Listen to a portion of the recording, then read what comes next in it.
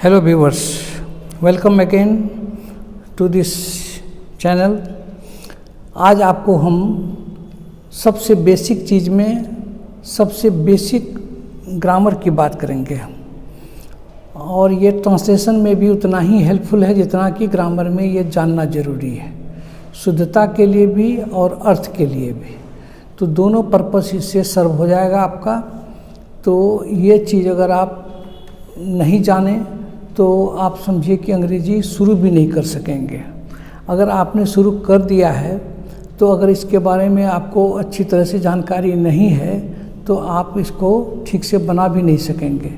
ऐसी स्थिति में मैं आपको बता दूं कि ये EJMR का प्रयोग जो होता है ये हमेशा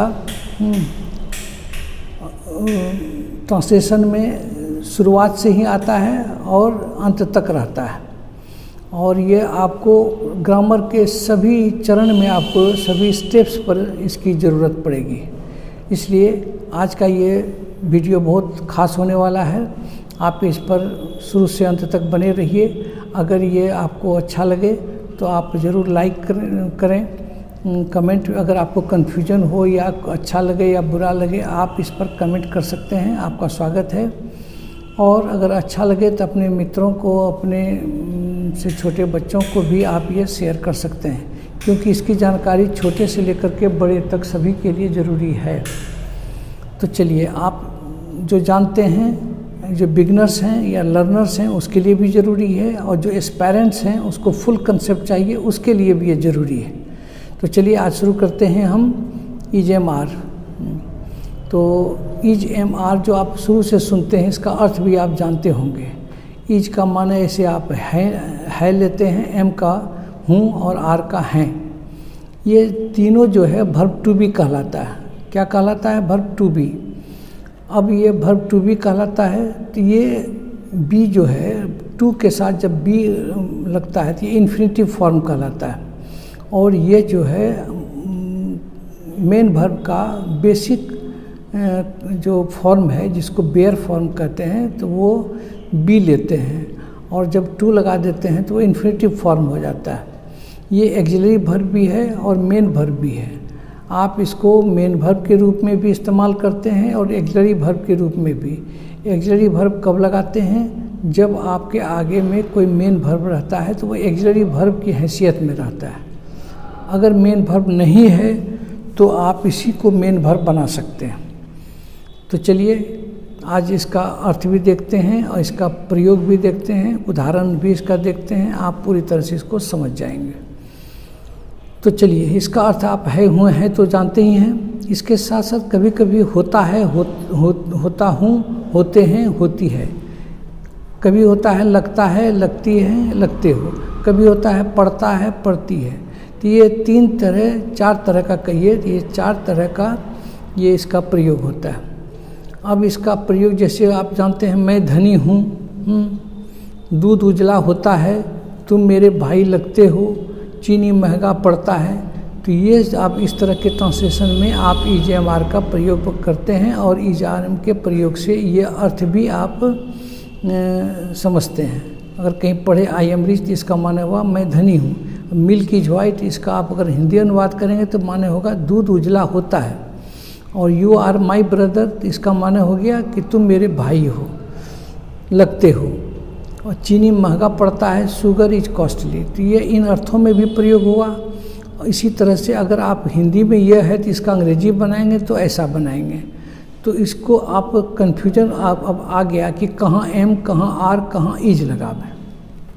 इसके लिए आपको हम एक फार्मूला दे रहे हैं कि आई हमेशा आई के साथ एम ही लगता है और जो भी शब्द लगे। You, we, they plural subject के साथ हमेशा आर ही लगता है। ही, सी, इट, नेम या सिंगुलर सब्जेक्ट रहेगा तो इज ही लगता है। तो आप अब इस समझ गए कि आई के साथ एम ही लगता है, इस सब के साथ आर लगता है, और ही, सी, इट, इस सब के साथ इज लगता है। ये समझ गए। अब यहाँ भी उदाहरण में देखिए, आई के साथ एम लगा हुआ है, मिल्क जो है सिंगुलर सब्जेक्ट है तो इज लग गया। तुम मेरे भाई लगते हो, यू के साथ आर लगा दिए, शुगर के साथ ही बीज लगा दिए। अब इसका छठा प्रयोग में थोड़ा सा एडवांस कोर्स के लिए ये बात है कि आप इसको बढ़िया से समझने की कोशिश कीजिए। इसके प्रयोग के लिए किसी कार्य के होने का बोध नहीं होता, बल्कि ये नाउन या एडजेक्टिव के होने का बोध कराता है। अर्थात ये अवस्था को डिनोट करता है कि उसकी अवस्था क्या है, स्टेटस उसका क्या है, नाउन का और एडजेक्टिव का, तो उसके लिए ये आता है। और ये एक ही टेंस सिर्फ प्रेजेंट में ही नहीं रहता है, ये प्रेजेंट, पास्ट, फ्यूचर तीनों टेंस में रहता है। तो तीनों टेंस में इसका जब हम प्रयोग करते हैं तो इसका रूप भी बदल जाता है। क्या क्या हो जाता है आप जानते होंगे कि ये आपका पर्सनल प्रोनाउन का पर्सन्स हुआ। फर्स्ट पर्सन में आई वी होता है, सेकंड पर्सन में यू होता है, थर्ड पर्सन में ही सी इट और दे होता है। अब देखिए कि ये तीनों रूप इसका क्या क्या है। प्रेजेंट टेंस में एम, पास्ट में वाज, फ्यूचर टेंस में शैल बी। वी के साथ हम लगाते हैं आर, इसका पास्ट टेंस हो जाएगा वेयर, शैल बी फ्यूचर हो जाएगा। यू के साथ वही लगेगा जो वी के साथ लगे, are were will be, are were will be. He she it के साथ थोड़ा अंतर हो जाता है। क्या हो जाता है तो इज लगता है, यहाँ एम लगाए, यहाँ आर लगाए, लेकिन यहाँ थर्ड पर्सन सिंगुलर नंबर में हम क्या लगाया, ही सी इट जो है उसके साथ इज लगाए। इसका पास्ट जब रूप देंगे तो वाज लगाएंगे, फ्यूचर देंगे तो विल बी लगाएंगे। और दे वो पुल्लल है तो दे में वही लगेगा जो यू में और वी में लगाए थे, तो आर वेयर विल बी। समझ गए? तो ये तो आप इसके forms of verb to be का रूप जान गए। अब ये देखिए कि यहाँ एक नोटेबल बात है जो आपको एडवांस कोर्स के लिए ज़रूरी पड़ेगा, वो ये ज़रूरी पड़ेगा कि verb to be auxiliary verb भी है, मेन वर्ब भी है। अगर एक्सिलरी वर्ब है तो वर्ब के साथ मिल करके ये टेंस का भिन्न भिन्न रूप देता है। जैसे अगर एम के लगाते हैं आई एम गोइंग, उसी तरह से बनाते हैं I was going, I shall be going, इस तरह से बनाते हैं।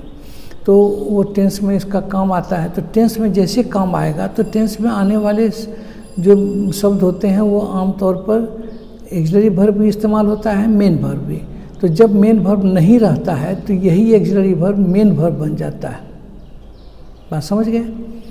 ये जब एक्सिलरी वर्ब मेन वर्ब के उपस्थिति में रहता है तब यह मेन वर्ब की ताकत में रहता है, उस कैपेसिटी में रहता है। तो जब मेन वर्ब होगा तो उसका खट से 5 रूप हो जाएगा। देखिए जैसे वो मेन वर्ब उसको हम इस्तेमाल करेंगे या मेन वर्ब के रूप में देखेंगे या प्रयोग करेंगे तो उसके 5 रूप हो जाएंगे, V1, V2, V3, V4, V5। जैसे हम लोग बनाते हैं ना, go, went, gone, going, goes, eat, ate, eaten, eating, eats, have, had, having, has.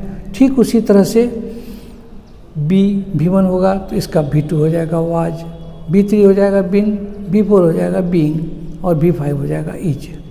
अब दूसरा भी देखिए आप, M रहेगा, अगर इसका V2 बनाना है तो वाज लगाएंगे। यही हम V3 अगर इस्तेमाल करेंगे तो बिन लगा देंगे, V4 लगाएंगे तो बीइंग और इज हो जाएगा। उसी तरह से are, were, been, being, is. ये तो आप समझे। अब यहाँ थोड़ा सा गौर कीजिए आप। राम गोज, राम जाता है, ठीक है, ये समझ गए आप। अगर हम कहें राम इज रीच तो ये कौन टेंस है? तो मेरा कहना है कि हम आपको शुरू में ही बताए कि ये प्रेजेंट इंडेफिनिट है। प्रेजेंट ही नहीं है बल्कि प्रेजेंट इंडेफिनिट है। ये इस तरह से आपने कहीं नहीं पढ़ा होगा। मैं आपको यहाँ बहुत बड़ी बात बता रहा हूँ कि जिस तरह से राम गोज S+V5 बनाए, उसी तरह से राम इज अगर बनाए तो इज तो हमारा V5 है, इसलिए ये प्रेजेंट इंडेफिनिट का वाक्य है। अगर हम ये बनावें कि दे आर रीच तो ये देखिए आर आपका V1 है, और उसी तरह से अगर हम बनाएंगे जिस तरह से कि हम दे गो बनाते हैं तो ये भी V1 हो जाता है।